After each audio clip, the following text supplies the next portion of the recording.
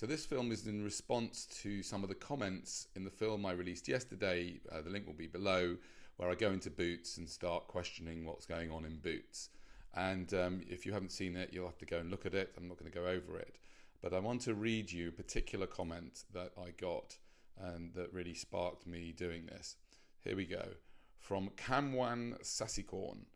You absolute irresponsible moron. I assume you're relying on many years of medical training to make such stupid statements. If you want to do stupid stuff for YouTube views, fine. Just don't play around with people's health. This is an irresponsible and dangerous video, and I have reported it.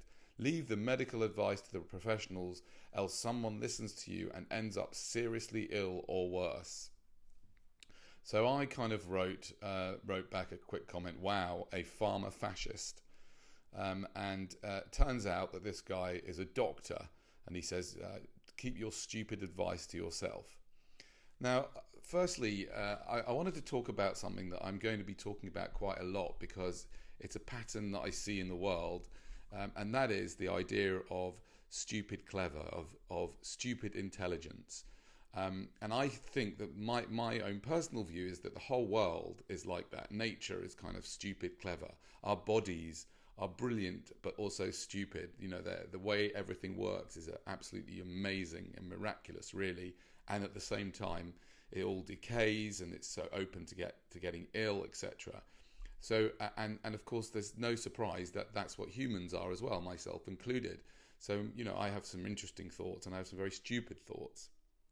And therefore, I'm not surprised that someone who's been trained as a doctor might not be all as intelligent as that in certain other areas of their lives and their understanding.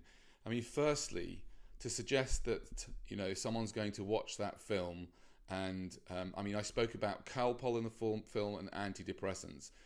To think that someone's going to watch that film and, you know, decide not to do what either the doctor said or whatever their health practitioner said, or to change the course of their lives and their choices because I went into Boots and did one of my things. To me, that's absolutely ridiculous. And I want to state now that if anybody has seen that film, please, you know, don't be stupid and don't make decisions based on a piece of performance art or intervention or whatever you want to call it. I'm sure you wouldn't. So I wanted to say that first. Secondly, the points I was trying to make in the film were not saying that no one should ever take any medication and that we should go back to, you know, hundreds of years ago. I think, you know, we're very lucky in many, many ways. Lots and lots of medication has been very, very helpful. And when I go to the dentist, for example, I have an injection so that I don't feel the pain of the drill. Some people would even object to that, but that's what I choose to do. And as I said in the comments section, I have actually given Calpol to our children, not a lot of it, and I didn't really like doing it. One of the reasons why I didn't like giving Calpol to the children is because it's got either sugar in or terrible sweeteners, and that's the problem that I'm trying to highlight in the film. Really, if I'm not saying it out loud, but now I'm articulating it fully, is that there is a huge problem with the conflict of interest between pharmaceutical companies and our well-being. And I know this very well because I spent several years as a drugs rep, which I now look back on with kind of a mixture of shock and disgust that I ever got involved in that. But at the time, I had no idea what I was doing. And I got to see what was going on. And there is this terrible conflict of interest, especially when you've got tens, if not hundreds of billions of pounds and dollars involved here. And that's why I wanted to point out that what goes on in Boots and in all pharmacies is the active promotion of the use of these substances by putting them in shiny boxes, etc., as opposed to what perhaps should be the case, is that it should all be in the same kind of boxes. This stuff shouldn't be pushed on people. You know, if someone has a headache, for example, it could be argued that depending on how bad the headache is, that they should look at their lifestyle, make sure they've had enough water, make sure they have enough sleep, make sure they're not having they're eating the right food, etc., having exercise, and they should do that first before they resort to taking Nurofen or whatever it is, ibuprofen. So the point I'm trying to make in the film is that there is a real problem with this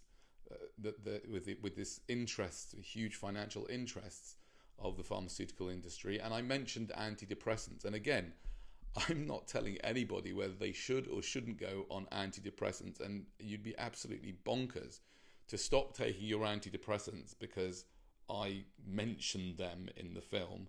And I equally think that the doctor who made this comment, I think that his ideology is quite dangerous. That he actually reported me to YouTube for that. That sounds to me like a dangerous ideology, where I'm basically just skeptical about the whole pharmaceutical industry and the medical profession. I am skeptical about it. That doesn't mean I never go to the doctor. I do, and under certain conditions and in certain situations, I and my family go to the doctor. I'm not saying that it's all terrible. Of course not. There's lots of great innovations in the world of medicine, but I am skeptical at the same time because of the huge influence of the pharmaceutical industry over our health and healthcare. So have a great day.